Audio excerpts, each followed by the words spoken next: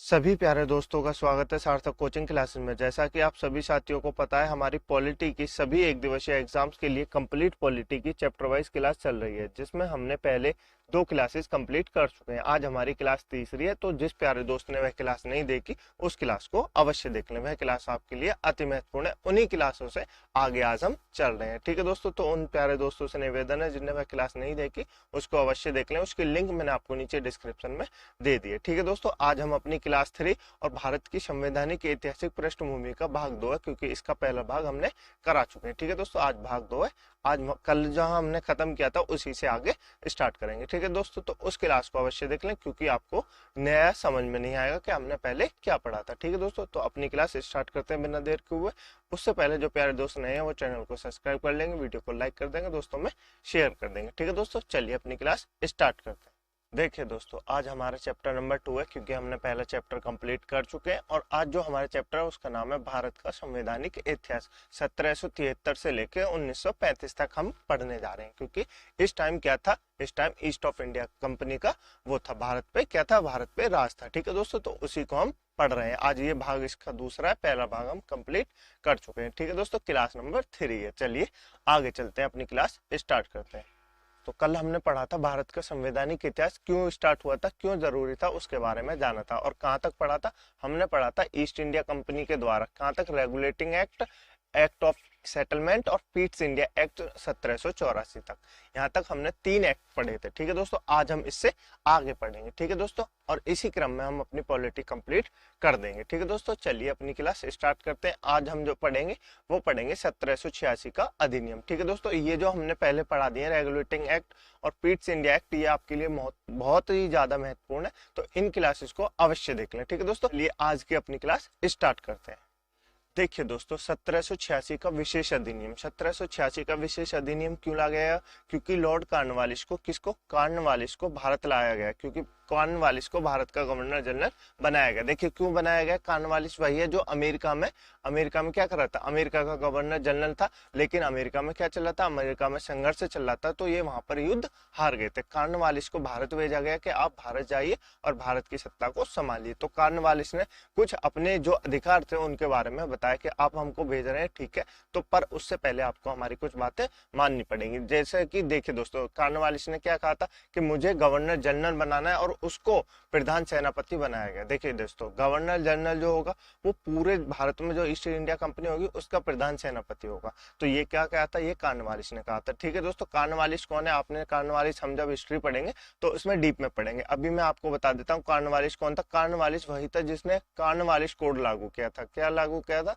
Cornwallis code लागू किया था। ठीक है दोस्तों, और इसको क्या जाना जाता है, इसको स्थायी बंदोबस्त के बारे में जाना जाता है। क्या जाता है, इसको स्थायी बंदोबस्त के बारे में जाना जाता है। ठीक है दोस्तों, तो कॉर्नवालिस ने क्या क्या लागू किया, कॉर्नवालिस कोड लागू किया और स्थायी बंदोबस्त की व्यवस्था लागू की। ये आप इसके बारे में याद रखिएगा। ठीक है दोस्तों, इसने क्या कहा, इसने कहा कि गवर्नर जनरल को प्रधान सेनापति बनाया जाना चाहिए। ठीक है दोस्तों, और दूसरी मांग क्या रखी, दूसरी मांग रखी कि गवर्नर जनरल को परिषद के निर्णयों को रद्द करने की शक्ति हो। देखिए दोस्तों, जो ईस्ट इंडिया कंपनी के लिए परिषद बनाई गई थी उसके जो नियम होंगे वो गवर्नर जनरल रद्द कर सकता है। क्या कर सकता है, गवर्नर जनरल रद्द कर सकता है। ये कॉर्नवालिस की मांग थी। ठीक है दोस्तों, कॉर्नवालिस की 1786 में मांग ली गई और कॉर्नवालिस भारत का क्या बन गया, भारत का गवर्नर जनरल बन गया। ठीक है दोस्तों, नेक्स्ट उसके बाद जो है, उसके बाद आया 1793 का प्रथम चार्टर अधिनियम। देखिए दोस्तों, इंपोर्टेंट है, आप इसको नोट कर लीजिए। प्रथम चार्टर अधिनियम, इसी क्रम में चार्टर अधिनियम मांगे, क्योंकि 20-20 वर्ष का उसको ईस्ट इंडिया कंपनी को क्या दिया जाता है, व्यापार एवं प्रशासनिक के अधिकारों का बढ़ा दिए जाते हैं। ठीक है दोस्तों, तो प्रथम चार्टर अधिनियम है 1793। ठीक है दोस्तों, देखिए प्रथम चार्टर अधिनियम में क्या क्या है, ईस्ट इंडिया कंपनी के व्यापारिक और प्रशासनिक एकाधिकारों को 20 वर्ष तक के लिए बढ़ा दिया गया। ठीक है दोस्तों, उसके बाद क्या क्या, उसके बाद जो नंबर 2 पे क्या है, वेतन व भत्ते। मतलब कि जो ईस्ट इंडिया कंपनी के लोग थे वो यहाँ पे तो काम कर ही रहे थे, जो ब्रिटेन में काम कर रहे थे ईस्ट इंडिया कंपनी के लिए, उनके जो वेतन और भत्ते थे वो भी भारतीय राजस्व से दिए जाने लगे। ठीक है दोस्तों, नंबर 3 क्या हुआ, नेक्स्ट ईस्ट इंडिया कंपनी को व्यापारिक अनुमति प्रदान करने की शक्ति है। देखिए दोस्तों, जब ईस्ट इंडिया कंपनी भारत में आई तो उसके अलावा उसने क्या मांगा था कि ब्रिटेन से कोई भी भारत से हमारे ईस्ट इंडिया कंपनी के अलावा कोई भी व्यापार नहीं कर सके। लेकिन ईस्ट इंडिया कंपनी को यह अधिकार दिया गया 1793 के प्रथम चार्टर अधिनियम के द्वारा कि ईस्ट इंडिया कंपनी की मर्जी से कोई भी कंपनी भारत में व्यापार कर सकती है, ब्रिटेन की कोई भी कंपनी भारत में व्यापार कर सकती है। ठीक है दोस्तों, तो 1793 के प्रथम चार्टर अधिनियम के द्वारा 3 इंपोर्टेंट चीजें हुई। क्या क्या हुई? ईस्ट इंडिया कंपनी के व्यापारिक और प्रशासनिक एकाधिकारों को 20 वर्ष तक के लिए बढ़ा दिया गया। नंबर 2, वेतन व भत्ते जो भारतीय राजस्व से देने की व्यवस्था की गई। नंबर 3 क्या हुआ? ईस्ट इंडिया कंपनी को व्यापारिक अनुमति प्रदान करने की शक्ति की गई। ठीक है दोस्तों, तो आप याद रखेंगे, एग्जाम में क्वेश्चन बनाए किस अधिनियम द्वारा ईस्ट इंडिया कंपनी को व्यापारिक अनुमति प्रदान करने की शक्ति की गई। तो आप याद रखेंगे 1793 का प्रथम चार्टर अधिनियम द्वारा ईस्ट इंडिया कंपनी को व्यापारिक अनुमति प्रदान करने की शक्ति दी गई। ठीक है दोस्तों, आगे चलते हैं। नेक्स्ट देखिए 1813 का चार्टर अधिनियम। देखिए दोस्तों, 1793 में जब प्रथम चार्टर अधिनियम आया तो उसके 20 वर्ष तक के लिए क्या बढ़ा दिया गया? ब्रिटिश ईस्ट इंडिया कंपनी की क्या बना दी गई? ईस्ट इंडिया कंपनी की प्रशासनिक एवं व्यापारिक शक्तियां बढ़ा दी गई। तो 20 वर्ष के बाद आएगा, देखिए 2 और 9 कितने होते हैं? 13, 13 में एक आएगा, 8 हासिल का 1 और 1, 1813 हो गए। तो 1813 बाद क्या आया? चार्टर अधिनियम आया। फिर 1813 में 20 जोड़ेंगे तो कितना हो जाएगा? 1833। फिर 1833 पे तृतीय चार्टर अधिनियम आएगा। तो इसी क्रम में चार्टर अधिनियम आते रहेंगे, तो आप ये याद रखिएगा। देखिए दोस्तों, 1813 का जो चार्टर अधिनियम आया था वो क्यों आया था उसके बारे में हम जान लेते हैं। देखिए दोस्तों, इंपॉर्टेंट है इसलिए जान लेते हैं। देखिए क्राउन कौन थे ये भी आपसे एग्जाम में पूछा जा सकता है कि 1813 का जब चार्टर अधिनियम आया था उस समय ब्रिटेन के क्राउन कौन थे? तो जॉर्ज तृतीय थे। कौन थे? जॉर्ज तृतीय थे। ठीक है दोस्तों, तो आप ये याद रखेंगे। उस समय बंगाल का गवर्नर जनरल कौन था? बंगाल का गवर्नर जनरल था मिंटो प्रीतम। कौन था? मिंटो प्रीतम, जो 1807 से 1813 तक रहा था। ठीक है दोस्तों, तो आप इनके बारे में अवश्य याद रखेंगे। 1813 का चार्टर अधिनियम लाने के प्रावधान व महत्व क्या क्या है उसके बारे में जान लेते हैं। देखिए दोस्तों, क्यों लाया गया? कंपनी के व्यापारिक अधिकारों में कमी की गई, वे प्रशासनिक एकाधिकार को 20 वर्ष के लिए बढ़ा दिया गया। देखिए दोस्तों, इंपोर्टेंट है, नोट करेंगे आप कि कंपनी के व्यापारिक अधिकारों में कमी की गई। क्या की गई? कमी की गई है, खत्म नहीं किए गए हैं। आप इसको नोट करेंगे, एक कंपनी के व्यापारिक अधिकारों में कमी की गई, वह प्रशासनिक एकाधिकार को 20 वर्ष के लिए बढ़ा दी गई। मतलब कंपनी के जो व्यापारिक अधिकार थे उनको थोड़ी सी कमी की गई, बाकी जो प्रशासनिक एकाधिकार थे उनको 20 वर्ष के लिए बढ़ा दी गई। देखिए क्या कमी की गई? देखिए मात्र चीन, चाय व अफीम से व्यापार कौन कर सकता था? मात्र चीन और चाय व अफीम का व्यापार कर सकती थी ईस्ट इंडिया कंपनी। ठीक है दोस्तों, मतलब चीन के साथ चाय और अफीम का व्यापार कौन कर सकती थी? East India company. बाकी में जो भी और कंपनी आना चाहती हैं वो व्यापार कर सकती हैं। तो क्या किया गया? ईस्ट इंडिया कंपनी के व्यापारिक एकाधिकारों में कमी की गई। जब 1833 का चार्टर अधिनियम आएगा तो उसके द्वारा ईस्ट इंडिया कंपनी की सारे प्रशासनिक व्यापारिक एकाधिकारों को समाप्त कर दिया जाएगा। ठीक है दोस्तों, तो अभी क्या की गई है? अभी कमी की गई। आपसे एग्जाम में पूछेगा 1813 किस चार्टर अधिनियम द्वारा कंपनी के व्यापारिक अधिकारों में कमी की गई? क्या की गई? कमी की गई। आप इस वर्ड को इंपोर्टेंट नोट करिए, मैं पहले ही बता रहा हूँ, कमी की गई, खत्म नहीं किया गया। कमी किस चार्टर अधिनियम द्वारा की गई? 1813 के चार्टर अधिनियम द्वारा कमी की गई। ठीक है दोस्तों, क्यों की गई? चूंकि व्यापारिक एकाधिकारों में कमी हो गई है ईस्ट इंडिया कंपनी के, तो अतः भारत में ब्रिटिश नागरिकों को नई कंपनी, ब्रिटिश जो कंपनी आएंगी वो आएंगी और ब्रिटिश नागरिक भी भारत आएंगे। ठीक है दोस्तों, उनको भी अनुमति मिल गई कि आप भी जाके भारत से व्यापार कर सकते हैं। ठीक है दोस्तों, और चूंकि व्यापार भारत में होगा, चूंकि व्यापार भारत में होगा तो कंपनियां आएंगी, और कंपनियां जब आएंगी तो भारत में शिक्षित लोगों की जरूरत होगी। क्या होगा? जब भारत में कंपनियां आएंगी तो उसमें कंपनियों में शिक्षित लोगों की जरूरत होगी, क्योंकि कोई मैनेजर बनेगा, कोई कुछ बनेगा, तो जरूरत तो होगी ना, क्योंकि ब्रिटेन से लोगों को लाएंगे तो उनकी सैलरी तो अधिक होगी, उनको पे भी ज्यादा करना पड़ेगा। इसीलिए भारत में जो शिक्षित लोग हैं उनकी जरूरत होगी। देखिए दोस्तों, चूंकि व्यापारिक कंपनियां भारत आई तो शिक्षित लोगों की आवश्यकता हुई। ठीक है दोस्तों, क्या हुई? शिक्षित लोगों की आवश्यकता हुई। तो इसी अधिनियम द्वारा सन 1813 के चार्टर अधिनियम द्वारा पहली बार भारत पर शिक्षा के लिए 1 लाख रुपए खर्च किए गए। क्या किए गए? पहली बार भारत में शिक्षा पर 1 लाख रुपए के लिए खर्च किए गए। ठीक है दोस्तों, क्यों किए गए? क्योंकि जो व्यापारिक ब्रिटेन से कंपनियां आ रही थी उनको क्या जरूरत थी? उनको भारतीय लोगों की जरूरत थी, इसलिए शिक्षा पर पहली बार 1 लाख रुपए खर्च किए गए। ठीक है दोस्तों, भारतीय साहित्य विज्ञान पर। क्यों भारतीय साहित्य विज्ञान? क्योंकि भारत के लोगों को सिर्फ भारतीय ही तो जानते, तो उनके हिसाब से कैसे कैसे इनको क्या क्या जरूरत है, उन्हीं के लिए क्या जरूरत है? शिक्षा पर 1 लाख रुपए खर्च किए गए, ताकि भारतीय लोगों को ही अपनी कंपनी में रोजगार दे सके। ठीक है दोस्तों, तो ये आप सोच रहे हैं कि पहली बार ब्रिटेन ने, मतलब ईस्ट इंडिया कंपनी ने भारत पर शिक्षा के लिए 1 लाख रुपए खर्च किए, तो आप गलत सोच रहे हैं, क्योंकि ब्रिटेन ने, ईस्ट इंडिया कंपनी ने अपनी शिक्षा के लिए, क्योंकि उनको पैसे चाहिए थे और उनको भारतीय लोगों की जरूरत थी। अगर वो ब्रिटेन से मंगाते तो ज्यादा पैसे पे करने पड़ते, इसलिए उन्होंने अपनी शिक्षा पर 1 लाख रुपए खर्च किए। ठीक है, तो और किस लिए किए गए? क्योंकि इंग्लिश को प्रमोट करना था। ठीक है दोस्तों, तो आप ये याद रखेंगे। देखिए दोस्तों, भारत में ईसाई मिशनरियों की आगमन की अनुमति मिली इस चार्टर अधिनियम द्वारा। 1813 का जो चार्टर अधिनियम द्वारा था, इसके द्वारा ईसाई जो मिशनरी थे उनको भारत में आने की अनुमति मिली, क्योंकि इससे पहले ईसाई मिशनरी भारत नहीं आते थे। ईसाई मिशनरी ने भारत आने के बाद अपना हेडक्वार्टर बनाया था कलकत्ता में। कहाँ बनाया था? कलकत्ता में बनाया था। ईसाई मिशनरी ने अपने भारत आगमन के बाद अपना हेडक्वार्टर। ठीक है दोस्तों, तो आप ये याद रखेंगे। बिल्कुल, क्या क्या पढ़ा हमने 1813 के चार्टर अधिनियम द्वारा? पहला, 1813 के चार्टर अधिनियम द्वारा कंपनी के व्यापारिक अधिकारों में कमी की गई, वह प्रशासनिक एकाधिकारों को 20 वर्ष के लिए बढ़ा दिए गए। चीन, चाय और अफीम पर, चीन, चाय और अफीम का व्यापार कौन कर सकता है? चीन, चाय और अफीम का व्यापार को छोड़कर बाकी सब व्यापार कौन कर सकते हैं? बाकी कंपनियां कर सकती हैं। क्योंकि ईस्ट इंडिया कंपनी के व्यापारिक एकाधिकारों में कमी की गई, तो अब क्या हो गया? अब ब्रिटेन से और कंपनी आएंगी, ब्रिटेन से कंपनी आएंगी, तो भारत में क्या चाहिए? भारत के लोगों को चाहिए, क्या चाहिए? भारत के लोगों को कंपनियों में काम करने की जरूरत चाहिए। क्योंकि कंपनी, अगर देखिए दोस्तों, किसी भी कंपनी में अपने देश से वो कुछ लाएगी तो वहां पे ज्यादा पे करना पड़ेगा, और वहां से जब लोग आएंगे तो उनका खर्चा भी अलग होगा। ठीक है दोस्तों, तो इसलिए भारतीय लोगों को जरूरत थी। अब भारतीय लोगों की जरूरत थी तो पहली बार शिक्षा पर 1 लाख रुपए खर्च किए गए। ठीक है दोस्तों, अब भारत में ईसाई मिशनरी के आगमन की अनुमति मिल गई। ठीक है दोस्तों, 1813 का चार्टर अधिनियम द्वारा था, उसके द्वारा भारत में ईसाई मिशनरियों को आगमन की अनुमति मिल गई। दोस्तों, ईसाई मिशनरियों ने अपना हेडक्वार्टर कहाँ बनाया? कलकत्ता में बनाया। ठीक है दोस्तों, तो आप 1813 के चार्टर अधिनियम से ये सब याद रखेंगे। ठीक है दोस्तों, चलिए आगे चलते हैं। देखिए दोस्तों, अब जो आता है वो आता है 1833 का चार्टर अधिनियम। मोस्ट इंपोर्टेंट अधिनियम है, आप इसको इंपोर्टेंट नोट करेंगे, वेरी वेरी इंपोर्टेंट, और अपनी नोटबुक में लिखेंगे। देखिए दोस्तों 1833 का चार्टर अधिनियम को क्या कहा जाता है? द सेंट हेलेना एक्ट 1833 कहा जाता है। आपको बहुत सी पुस्तकों में ये नहीं मिलेगा कि द सेंट हेलेना एक्ट किसको कहा जाता है, तो आप याद रखेंगे 1833 के चार्टर अधिनियम को द सेंट हेलेना एक्ट भी कहा जाता है। ठीक है दोस्तों, तो देखिए क्यों कहा जाता है, मैं इसको बताता हूँ। द सेंट हेलेना एक्ट क्यों कहा जाता है? जब देखिए अफ्रीका बना लेते हैं, ये अफ्रीका है दोस्तों। जब इंडिया कंपनी ने अफ्रीका के यहाँ पर एक द्वीप है सेंट हेलेना नाम सा, एक सेंट हेलेना नाम का द्वीप है, तो उस पर कब्जा कर लिया था सन 1833। तो उसी समय चार्टर अधिनियम आया, तो उसी के नाम पे इसको कहा जाने लगा द सेंट हेलेना एक्ट। ठीक है दोस्तों, इतनी छोटी सी बात है, बाकी कोई नहीं है, पर आप याद रखेंगे द सेंट हेलेना एक्ट किसको कहा जाता है? 1833 के चार्टर अधिनियम को द सेंट हेलेना एक्ट भी कहा जाता है। ठीक है दोस्तों, इस समय क्राउन कौन थे? ये इंपोर्टेंट है। इस समय क्राउन कौन थे आपको याद रखना है। इस समय क्राउन थे विलियम फोर्थ। कौन थे?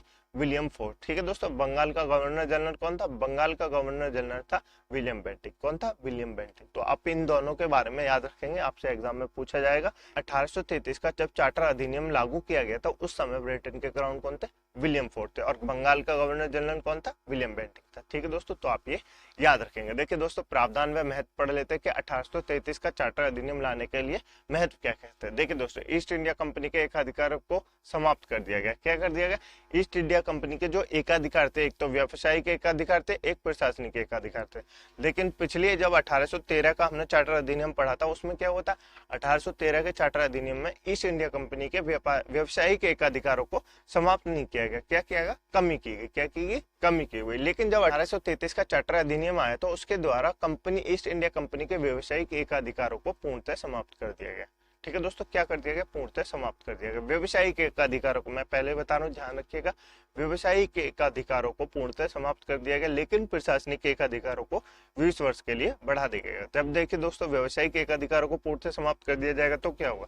भारत में कंपनी आएंगी, भारत में फिर एक आदमी का व्यवसाय एकाधिकार नहीं रहेगा, तो बहुत सी कंपनियां आएंगी और उन्होंने अपना व्यापार स्टार्ट किया। ठीक है दोस्तों, लेकिन आई वो ब्रिटेन से ही थे, ये अलग बात है। ठीक है दोस्तों, तो ये आप याद रखेंगे, किस अधिनियम द्वारा ईस्ट इंडिया कंपनी का पूर्णतः एकाधिकार समाप्त कर दिया गया व्यवसायिक? तो ईस्ट इंडिया कंपनी का सन 1833 का चार्टर अधिनियम द्वारा व्यवसायिक एकाधिकार समाप्त कर दिया गया देश। ठीक है दोस्तों, तो कमी किस अधिनियम द्वारा की गई? कमी की गई 1813 के चार्टर अधिनियम द्वारा। तो आप ये दोनों याद रखेंगे, इन दोनों को मिलाएंगे नहीं कि आपसे जब एग्जाम में पूछे कमी किस अधिनियम द्वारा की गई, तो आप याद रखेंगे 1813 का चार्टर अधिनियम। जब आपसे पूछे किस समाप्ति कब की गई, तो की गई 1833 का चार्टर अधिनियम। ठीक है दोस्तों, तो आप ये याद रखेंगे। देखिए दोस्तों नेक्स्ट क्या है, नेक्स्ट अब बंगाल का गवर्नर जनरल को क्या बनाया गया, भारत का गवर्नर जनरल। क्या बनाया गया, बंगाल के गवर्नर जनरल को बना दिया गया भारत का गवर्नर जनरल।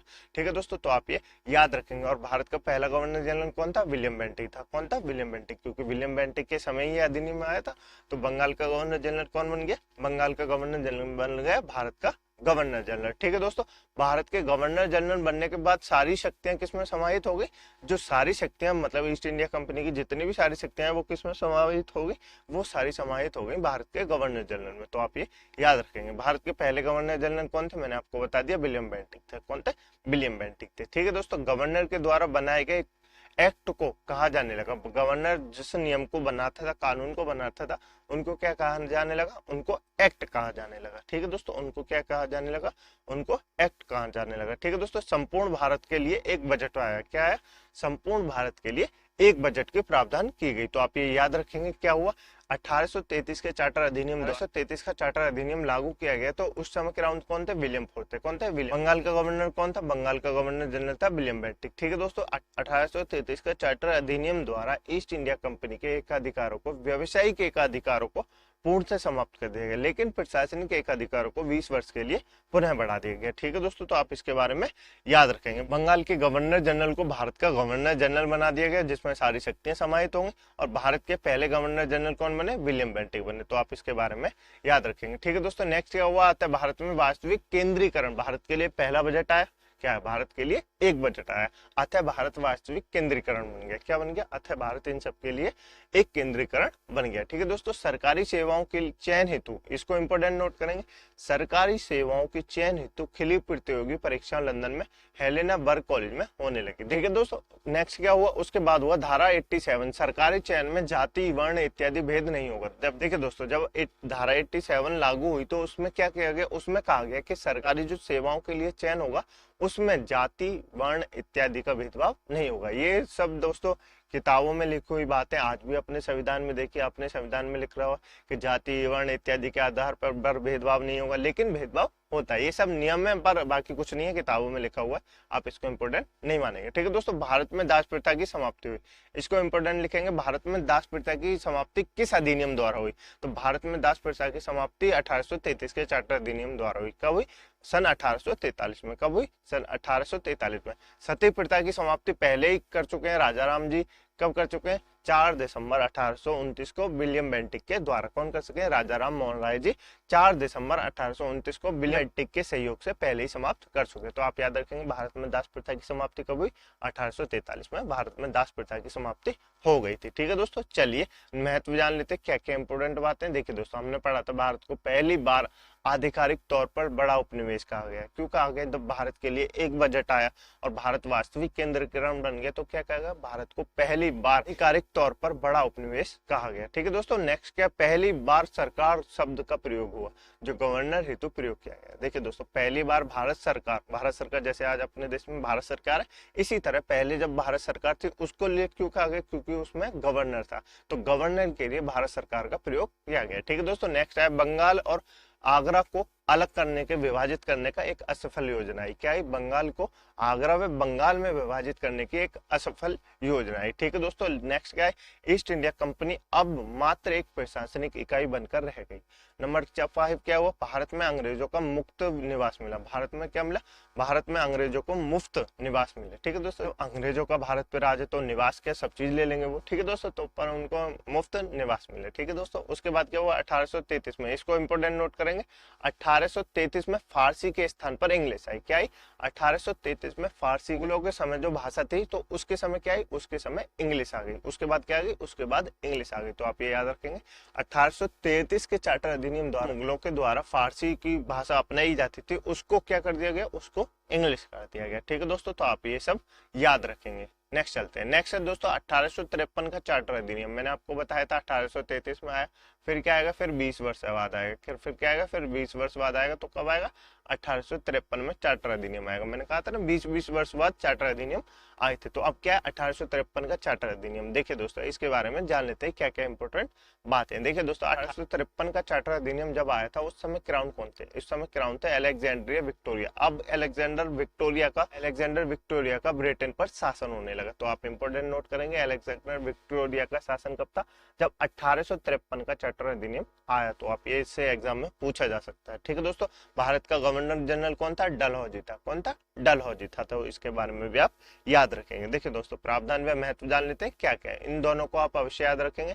जब 1853 का चार्टर अधिनियम आया तो उस समय क्राउन कौन था, अलेक्जेंडर विक्टोरिया थी। ठीक है दोस्तों, भारत का गवर्नर जनरल कौन था, डलहौजी था। ठीक है दोस्तों, तो आप ये सब याद रखेंगे। प्रावधान व महत्व जान लेते हैं क्या क्या है, क्यों क्या आया था। देखिए दोस्तों, क्यों आया था, भारत में सांसदीय व्यवस्था आधार गवर्नर जनरल परिषद के निर्माण हुआ। देखिए दोस्तों, पहली बार भारत में संसद का निर्माण हुआ। ठीक है दोस्तों, तो आप ये याद रखेंगे, जिसमें दो वो बनाएंगे, एक बनाएगी गवर्नर जनरल परिषद, एक बनाएगी विधान परिषद का गठन हुआ। ठीक है दोस्तों, दो वो बनाएंगे। तो विधान परिषद का गठन हुआ, उसमें क्या हुआ, उसमें 12 सदस्य थे। क्या थे, उसमें 12 सदस्य थे। उसको क्या कहा जाने लगा, उसको कहा जाने लगा छोटी संसद। क्या कहा जाने लगा, छोटी संसद। तो आप ये याद रखेंगे कि किस अधिनियम द्वारा भारत, तो आप बताएंगे 1853 के चार्टर अधिनियम द्वारा भारत में संसदीय व्यवस्था की आधारशिला रखी गई। ठीक है दोस्तों, तो आप ये याद रखेंगे। नेक्स्ट क्या हुआ, नेक्स्ट हुआ कंपनी के प्रशासनिक अधिकारों को अनिश्चित काल के लिए बढ़ाया गया तथा ब्रिटेन क्राउन कभी भी शासन ले सकता था। देखिए क्यों बढ़ाया गया, क्योंकि दोस्तों जब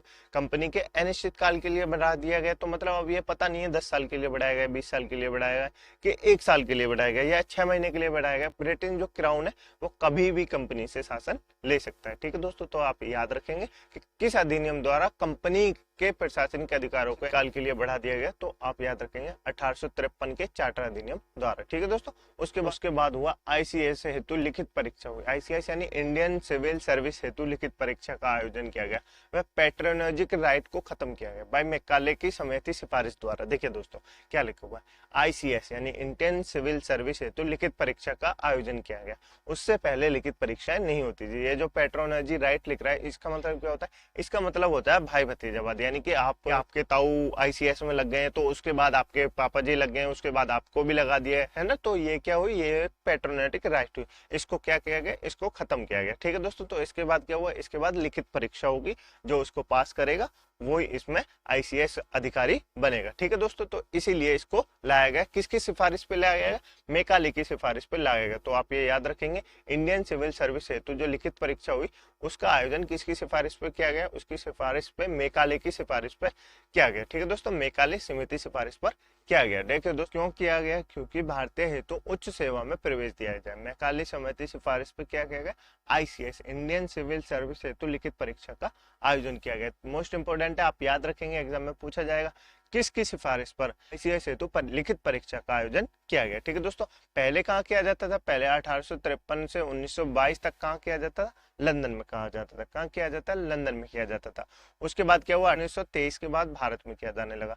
मतलब 1853 से 1922 तक लंदन में किया जाता था, उसके बाद 1923 में भारत में किया जाने लगा। तो आप ये याद रखेंगे। महत्वपूर्ण पदों हेतु प्रतियोगी परीक्षाओं में माध्यम से नियुक्ति होने लगी। क्या होने लगी, देखिए दोस्तों क्या हुआ, महत्वपूर्ण जो पद थे यानी कि ब्रिटिश इंडिया कंपनी में जो महत्वपूर्ण पद थे जैसे पुलिस अधिकारी, आईसीएस अधिकारी, उसके लिए क्या किया जाने लगा, उसके लिए परीक्षाओं का, प्रतियोगी परीक्षाओं के माध्यम से नियुक्ति किया जाने लगी। पहले क्या होता था, पहले तो ऐसे ही नियुक्ति कर देते थे। ठीक है दोस्तों, अब क्या होने लगा, अब परीक्षाएं होने लगी। तो आप ये याद रखेंगे। ठीक है दोस्तों, हमने कहाँ तक पढ़ लिया, हमने 1853 के चार्टर अधिनियम कंप्लीट कर लिया, यानी कि ईस्ट इंडिया कंपनी का समापन होने वाला है। क्योंकि जब 1857 में क्रांति हो गई तो उसके बाद क्या हुआ, उसके बाद ब्रिटेन क्राउन ने शासन का अधिकार अपने हाथों में ले लिया। तो इसके बाद क्या आएगा, जब 1853 के बाद जौन सा भी अधिनियम आएंगे उसमें क्या होगा, उसमें ब्रिटिश क्राउन द्वारा ही भारत में इंप्लीमेंट किए जाएंगे उनके नियमों को। ठीक है दोस्तों, तो आप याद रखेंगे 1853 तक हमने चार्टर अधिनियम कंप्लीट कर लिए, जहां पे ईस्ट इंडिया कंपनी की समाप्ति हो जाती है। अब क्या होता है, ब्रिटिश क्राउन अपने द्वारा इंप्लीमेंट किए गए कानूनों को स्वयं इंप्लीमेंट करेगा। तो आप ये सब याद रखेंगे। ठीक है दोस्तों अब चलते हैं आगे। देखिए दोस्तों, अब हम क्या करते हैं, अब जो हम देखते हैं इनसे हमने पढ़ा है उनसे क्वेश्चन क्या क्या बनते हैं। ठीक है दोस्तों, तो उन क्वेश्चनों को अब हम सॉल्व करते हैं। देखिए दोस्तों, पहला क्वेश्चन है, भारत का प्रथम गवर्नर जनरल कौन था? बताइए इधर दोस्तों, भारत का प्रथम गवर्नर जनरल कौन था? मैंने आपको बताया था, इंपोर्टेंट नोट करके, ये क्वेश्चन एग्जाम में पूछे जाते हैं। तो भारत का प्रथम गवर्नर जनरल कौन था?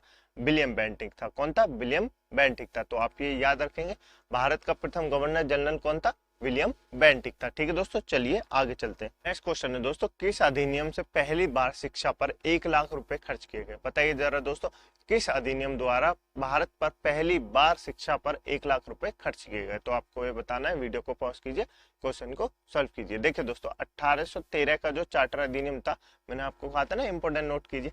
1813 के चार्टर अधिनियम द्वारा क्या किया गया था? भारत पर शिक्षा पर 1 लाख रुपए खर्च किए गए, यानी भारत में शिक्षा पर 1 लाख रुपए खर्च किए गए। तो आप ये याद रखेंगे, इंपोर्टेंट क्वेश्चन ऐसा एग्जाम में पूछा जा सकता है। ठीक है दोस्तों, चलिए आगे चलते हैं। देखिए दोस्तों, नेक्स्ट क्वेश्चन है हमारे पास, भारत में दास प्रथा की समाप्ति कब हुई थी? बताइए जरा दोस्तों, भारत में दास प्रथा की समाप्ति कब हुई थी? वीडियो को पॉज कीजिए, क्वेश्चन को सॉल्व कीजिए। देखिए दोस्तों, मैं आपको बताता हूँ भारत में दास प्रथा की समाप्ति कब हुई थी।